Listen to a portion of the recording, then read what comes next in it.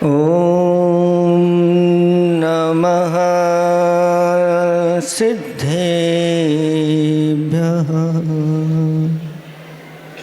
निर्मल जल सामने है जिनका, चंदन से है देव वचन। अक्षत सम अक्षत है श्रद्धा, सुमनों सा सुंदर है तन। नैवेद्य चरित्र ज्ञान है दीपक, बसु विधि करते धूप दहन।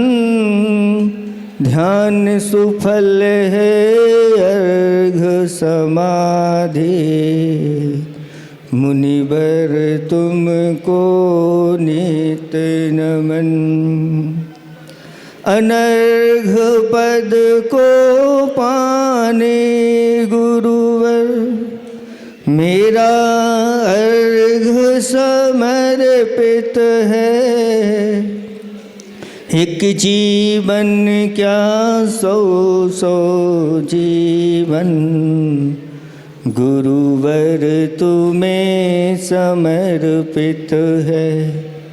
ऋषिवर तुम्हें समर्पित है। देवादिदेव 1008 कैवल्य कमलापति आदि ब्रह्मा आदिनाथ भगवान की। देवादिदेव 1008 अतिशयकारी घाटोल के बड़े बाबा श्री वासु पूज्य भगवान की जय हो। देवादिदेव 1008 वर्तमान शासन नायक महावीर भगवान की जय हो। परम पूज्य 108 आचार्य पेवर गुरुवर श्री विद्यासागर जी महामुनिराज की जय हो। 3 कम 9 करोड़ मुनिराजों की। बोले परम पूज्य वात्सल्य मूर्ति 108 विमल सागर जी महाराज की, विमल सागर जी महाराज की, विमल सागर जी महाराज की। बोलो मुनि संघ की जय। धर्म स्नेही भव्यात्माओं, सबसे पहले तो हम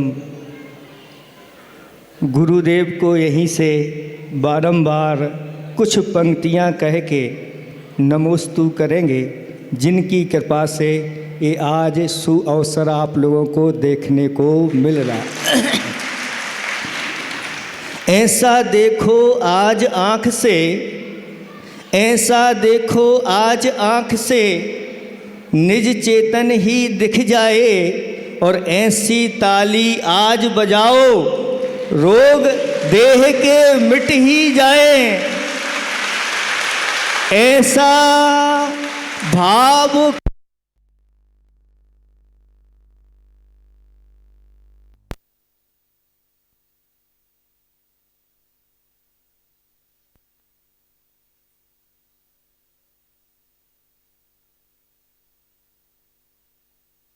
जाए। और ऐसा नमन करो गुरुवर को, गुरुवर शीघ्र ही बागड़ आए, गुरुवर शीघ्र ही बागड़।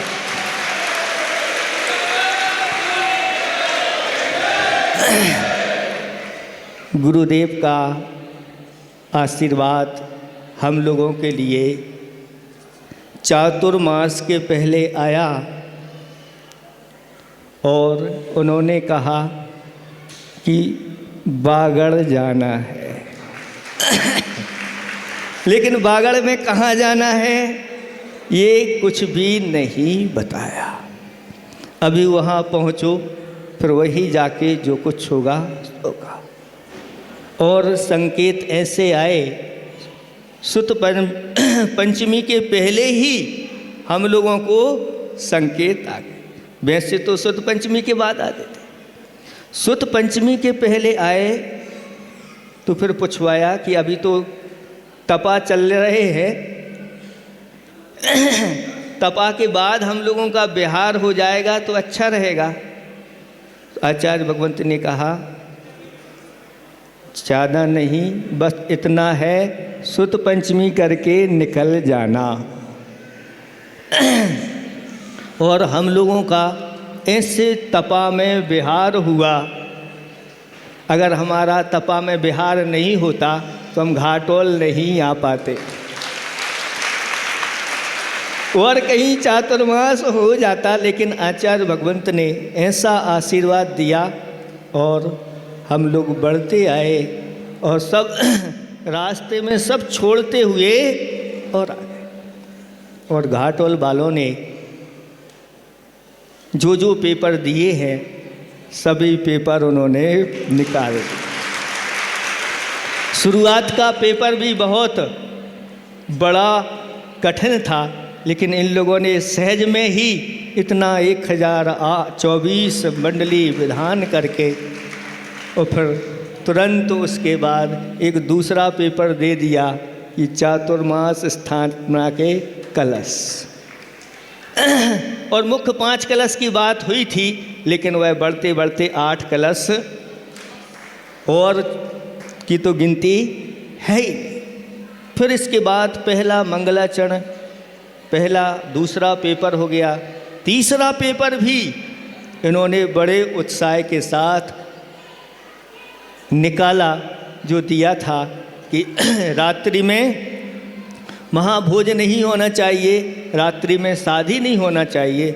इन लोगों ने तो संकल्प लिया, साथ साथ में 35 गांव ने भी संकल्प लिया।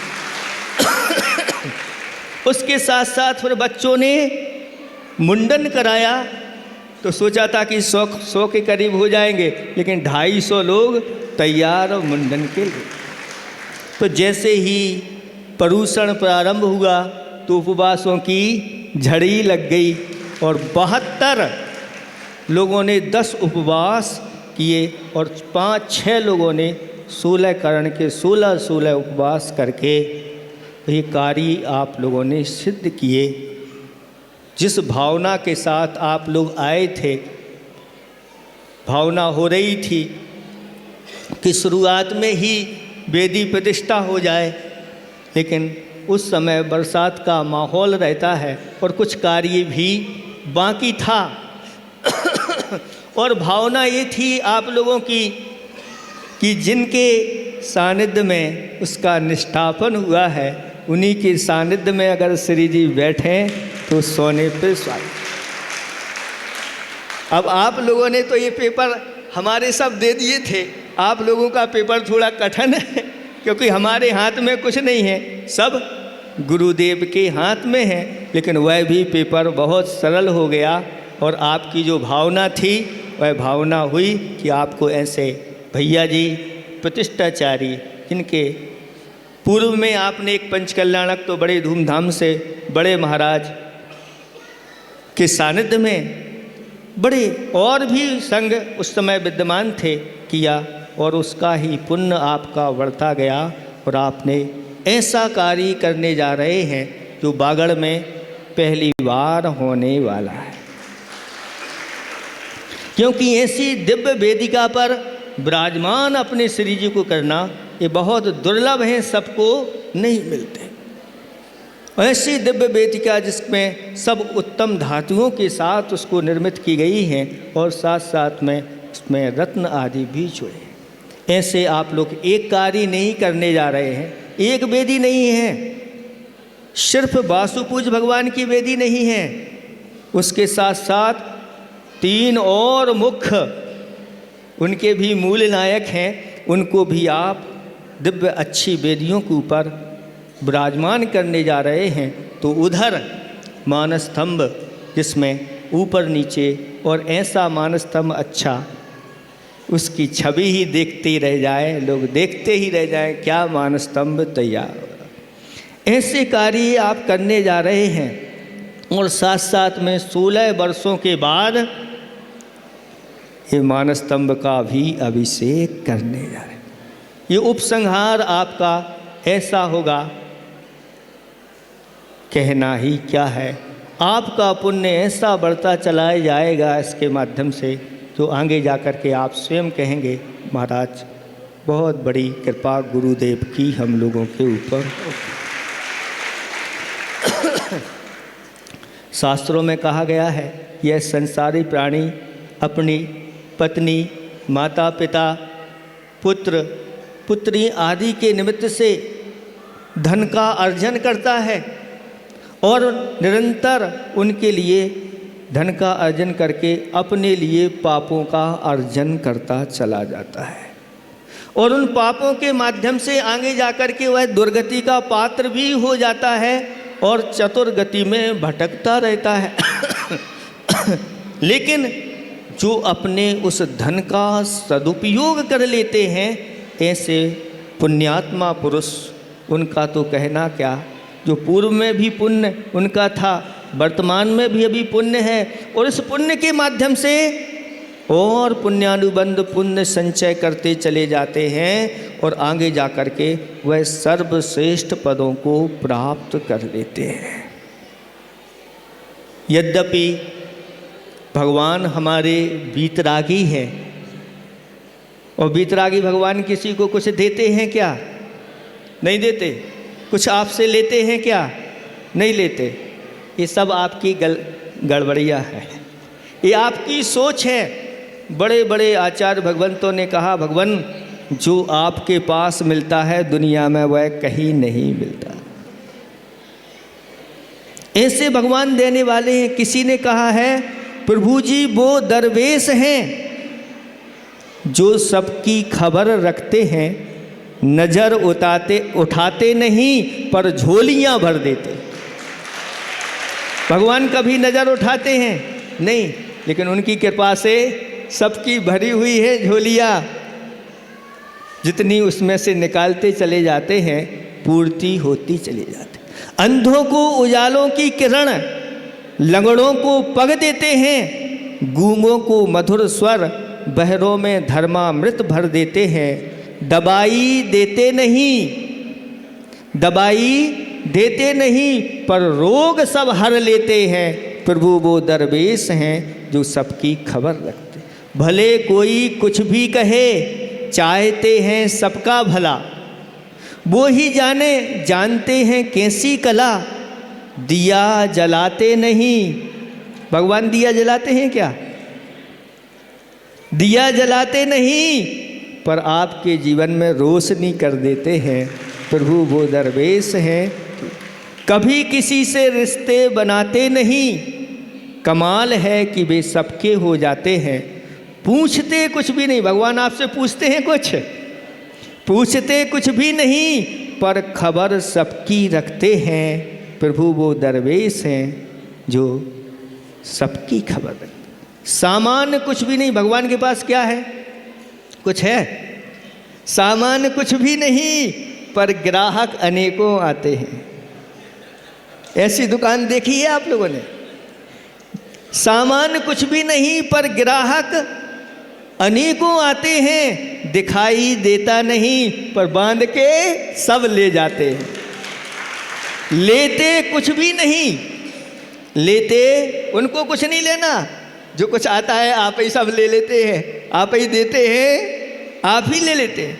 लेते कुछ भी नहीं पर सबको गुजर देते हैं। प्रभु वो दरवेश हैं जो सबकी खबर रखते हैं। इसलिए जिन्होंने इनके लिए समर्पित किया है वह अपने आप में बहुत ऊंचाइयों पर पहुंचता है। यहाँ तक कि हमने आपको बताया है कि दान के जो 7 क्षेत्र होते हैं, उन 7 क्षेत्रों में कौन कौन से दान के 7 क्षेत्र हैं? जिन बिंबम जिनागारम जिनयात्रा महोत्सवम जिनागमम जुणोद्धारम जिन यत्नानी सप्तदा। ये 7 स्थान ऐसे परम स्थान हैं जो इन पर अपना यह धन खर्च करता है, तन मन सब लगा देता है। उसके लिए आचार्य भगवंतों ने कहा कि वह 7 परम स्थानों का स्वामी बनता है। सज्जाति को प्राप्त होता है, सदग्रस्त होता है। आगे जाकर के उसको ऐसी दिगंबर मुद्रा धारण करने का अवसर मिलता है और यहाँ से जाता है स्वर्गों में, सुरेंद्र पद को प्राप्त करता है, वहाँ से यहाँ आता है नरेंद्र पद को प्राप्त करता है और आगे बढ़ जाता है तो धर्मेंद्र तीर्थंकर के पदों को प्राप्त करता है और अंत में जाकर के मोक्ष लक्ष्मी को प्राप्त कर लेता है। ये 7 परम स्थानों की प्राप्ति ऐसे ही अच्छे कार्य करने से होती है। हम आप लोगों को कथा सुना चुके हैं। आचार्य भगवंत ने एक जो हाइकू दिया है अपने आप में बेजोड़ हाइकू है, उसका किसी हाइकू से जोड़ नहीं। जोड़ो ना जोड़ो, जोड़ा छोड़ो, जोड़ो तो बेजोड़ जोड़ो। अपने जीवन में ऐसी खोटी चीज़ों से नहीं जुड़ना, खोटे कार्यों से नहीं जुड़ना और जो अनादिकाल से हम जोड़ते आए हैं कुछ त्याग की भावना के साथ उसको छोड़ने की भावना। जोड़ो ना जोड़ो, जोड़ा छोड़ो, जोड़ो तो बेजोड़ जोड़ो। अपने जीवन में जिसका कोई जोड़ नहीं हो ऐसी चीज़ें अपने जीवन में जोड़ना चाहिए, करना चाहिए। वही और वह कथा लुब्धक सेठ की सबने सुनी है, हमने सुनाई थी कि उसने बहुत कुछ जोड़ करके रखा था। उसके तहखाने में सोने रत्नों के अनेक जोड़े थे और उनमें रत्न जड़े हुए थे, सोने के जोड़े थे। एक जोड़ा में सिर्फ एक सोने का बैल खड़ा हुआ था, दूसरे सोने के बैल की आवश्यकता थी। बस उस दूसरे बैल के चक्कर में वह धन कमाने के लिए गया और रास्ते में ही मृत्यु को प्राप्त हो गया और अपने ही खजाने में आकर के सर्प बन कर के बैठ गया। और उसके बड़े पुत्र ने जब खजाने में कुछ धन लेने के लिए गया और उस सर्प ने रोका, उस सर्प को मार दिया और वह मर कर के नरक में चला गया। ये स्थिति हो जाती है, अपने ही पुत्र के द्वारा मारा गया, अपने ही खजाने में सर्प बन गया, ऐसी स्थिति बन जाती है। लेकिन जो इस अपने उत्तम द्रव्य का सदुपयोग कर लेता है, कहते हैं ऐसी सप्त भूमि में जो अपने उत्तम निर्दोष धन को लगा देता है, वह एक दिन संसार के सर्वश्रेष्ठ सुखों को प्राप्त हो करके उसके स्वयं के पंच कल्याणक हो जाते हैं। कितनी महिमा इसकी बताई है। और जो इस महिमा को समझ लेता है फिर वह इस अवसर को छोड़ता नहीं। महिलाओं के लिए, माताओं बहनों के लिए अवसर मिल गया है बातें करने का, किस अवसर को नहीं छोड़ो। आज सुबह सुबह सबको इकट्ठा होने का वैसे तो मिलते नहीं और कृपा हो गई है, सबकी भोजन की व्यवस्था है या कुछ करना है ही नहीं। पहले ऐसा सुन रहे थे कि भाई सुबह सुबह सबसे पहले अभिषेक हो जाएगा और अभिषेक होने के बाद फिर सब लोग चले जाएंगे भोजन पानी के लिए। तो विचार आया कि क्यों ना पहले पात्र चयन का कार्यक्रम हो जाए और फिर वहाँ से अभिषेक करते हुए और सीधे भोजनशाला में कहीं नहीं जाना और सब फ्री हो जाए। तो दोनों काम बहुत अच्छे से ये आप लोगों को करना है। इसलिए उस लुब्धक सेठ को भी आप लोगों को याद रखना है, बोलना नहीं अच्छी तरह से। अभी बोलियाँ होंगी और देखना अब जब बोलियाँ होंगी तो ये सब चुप हो जाएंगी, सिर्फ पुरुष ही बोलेंगे, महिलाएं सब चुप हो जाएंगी। ऐसी स्थिति बन जाती, इसलिए सब लोग उसमें अनुमोदना करके इस कार्य को करना है। सबसे पहले सुनो, राजस्थान में एक चीज़ की कमी दिखती है, लोग आगे बढ़ने में बहुत डरते हैं, संयम लेने में डरते हैं। और सबसे पहले जब तक माता पिता नहीं बनेंगे तो फिर उनके आंगन में भगवान कैसे आएंगे? सबके आंगन में भगवान नहीं आते, विशेष ही हुआ करते हैं। बताओ कोई गरीब के यहाँ किसी भगवान ने जन्म लिया हो? अच्छा गरीब हो और वृत्ति हो उसके यहाँ जन्म लिया हो? नहीं। संपन्न घराने होते हैं, बड़ा कुल होता है और वैभव भी होता है, श्रीमान भी हों, धीवान भी हों, बुद्धिमान भी हों, सरस्वती देवी भी हो, शांति देवी भी हो और साथ साथ में लक्ष्मी देवी भी हो। अभी हम बता रहे हैं, आप किसी को ले मत जाओ। ये सारी चीज़ें सब चाहिए और अगर ऐसे माता पिता मिल जाएं तो फिर कहना ही वह ढूंढे नहीं मिलते। और वृत्ति भी बन जाएं, साथ साथ में संयम लेने के लिए भी तैयार हैं। महाराज हमें अपने साथ, ये बहुत दुर्लभ क्षण हैं और अगर ये मिल जाए तो कहना ही क्या है। ये सबके पुण्य की बात नहीं होती। ऐसे ही पंच कल्याणक के जो सभी पात्र हुआ करते हैं बिना उसके नहीं होते। शास्त्रों में लिखा है कि आज इस पंचम काल में साक्षात तीर्थंकर नहीं होते, लेकिन अगर स्थापना निक्षेप से उनके पंच कल्याणक करते हैं और ऐसे ही महापात्र बन करके करते हैं तो वही पुण्य का संचय होता है जो पंच कल्याणक में साक्षात भगवान के भाग लेने वाले देव आदि के लिए होता है। ऐसे ये बहुत श्रेष्ठ पद हैं। और जैसे ही माता पिता का पद आता है, सुनो, बोलो नहीं, कितना आवाज आ रही, क्यों?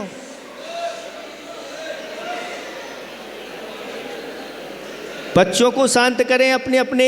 थोड़ा सा और बहुत संक्षेप में कह के समाप्त करेंगे क्योंकि आगे का कार्य करना है। देखो, शांत हो जाएं।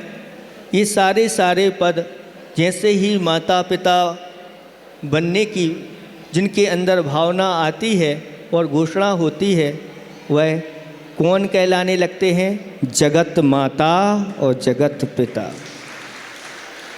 ये उनको संज्ञा दी गई। भगवान के जो माता पिता होते सब नहीं होते, सबको नहीं बनते। 24 तीर्थंकर इस भरत क्षेत्र में, एक भरत क्षेत्र में मात्र 24 ही होते हैं, एक अवसर्पणी में और एक उत्सर्पणी में 24 होती हैं और ऐसे दुर्लभ वह पद मिलते हैं। अभी भाव आप व्यक्त कर सकते हैं। हमारे पास बहुत कम फार्म आए हैं और हम चाहते हैं कि आज ही यहाँ से आप लोग तैयार हो जाओ माता पिता बनने के लिए। ज़्यादा उसमें कुछ नहीं करना पड़ता, जो हमने अभी बताया बस इतना ही करना है। ये सारी चीज़ें अगर आपके पास हैं और आप संयम लेने के लिए, अखंड ब्रह्मचर्य व्रत का पालन करने के लिए तैयार हो तो आपको भी अभी स्टेज पर बुलाया जाएगा। अभी कौन बनेगा ये घोषणा नहीं है, लेकिन इस प्रकार की भावना आने वाली है, आई है और आप लोगों की तरफ से भी आए तो आपको भी स्वीकार। देखो, बुंदेलखंड में ऐसे लोग भी माता पिता बने हैं जिनकी उम्र 32 वर्ष की उम्र में, 35 वर्ष की उम्र में ऐसे माता पिता बनने वाले कैसे वह लोग, उनकी अंदर की त्याग की भावना। इसी प्रकार से सुनो, फिर बात चालू हो गए। आप लोग आपस में क्यों बोल रहे? आपस में बोलोगे तो कैसे काम होगा एक साथ? इसी प्रकार से सुनो, एक और सुनाने जा रहे हैं कि स्वधर्मेंद्र, ये बहुत दुर्लभ पद अपने आप में है। यहाँ से कोई कितनी भी तपस्या कर ले, कितना ही तप कर ले, संयम आदि धारण कर, अगर वह स्वधर्मेंद्र कहाँ? स्वर्ग में पहले से अगर स्वधर्मेंद्र है तो 2 सागर की आयु होती है। इस 2 सागर से कुछ अधिक भी बताई गई है। अगर इतनी आयु का स्वधर्म वहाँ पर विराजमान है तो यहाँ कोई कितना भी पुरुषार्थ कर ले, तप कर ले, साधना कर ले, ये स्वधर्मेंद्र जाके नहीं बन सकता। कोई भी कर ले, क्योंकि पद पहले से खाली नहीं है। लेकिन स्थापना निक्षेप की महिमा ये देखो कि आज अपने भावों के द्वारा आप यही स्वधर्मेंद्र बन करके भगवान के पंच ऐसे सारे सारे पद सर्वश्रेष्ठ हैं। इन पदों को आपको प्राप्त करना है। उस आपको अपने धन का सही सही सदुपयोग करता है। कहा गया है कि अगर कोई धन ब्याज पे दे दो, 10 साल के लिए जमा कर दो तो दूना हो जाता है, और अगर आपने व्यापार में लगा दिया तो चौगुना कर लोगे, और अगर उसी धन को आप खेत में बो दो यानी बीज के रूप में तो 100 गुना तक हो सकता है। लेकिन आचार्य भगवान कहते हैं कि अगर धर्म क्षेत्र में हमने अपने धन को लगा दिया तो अनंत गुणा फल मिलता है। इसलिए भगवान को समर्पित कर दो। ऐसा नहीं कि भगवान कुछ देते नहीं। भगवान क्या कहते हैं सुनो, भगवान और धर्म क्या कहता है सुनो। मेरे लिए धर्म कहता है, भगवान कहते हैं मेरे लिए आंसू बहा के तो देख, तेरे जीवन में आनंद का सागर ना भर दूँ तो कहना। मेरे मार्ग पर पैर रख के तो देख, तेरे लिए संसार के सर्वश्रेष्ठ मार्ग ना खोल दूँ तो कहना। मेरे चारित्र का मनन करके तो देख, तुझ में ज्ञान के ज्योति ना भर दूँ तो कहना। मेरी बातें लोगों से करके तो देख, तुझे मूल्यवान ना बना दूँ तो कहना। मुझे अपना मददगार बना के तो देख, तुझे सबकी गुलामी से ना छुड़ा दूँ तो कहना।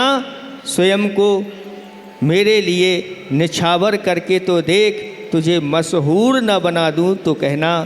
मेरा ध्यान करके तो देख, जगत का विस्मरण ना करा दूँ तो कहना। मेरे लिए कुछ बन कर के तो देख, मेरे लिए कुछ बन कर के तो देख, तुझे कीमती ना बना दूँ तो कहना। तू मेरा बनकर को तो देख, हर एक को तेरा ना बना दूँ तो कहना।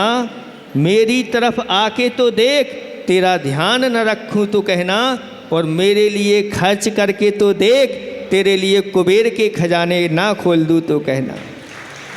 और मेरी प्रतिमा एक बार विराजमान करके तो देख, तुझे सिद्ध शिला पर ना विराजमान कर दूँ तो कहना।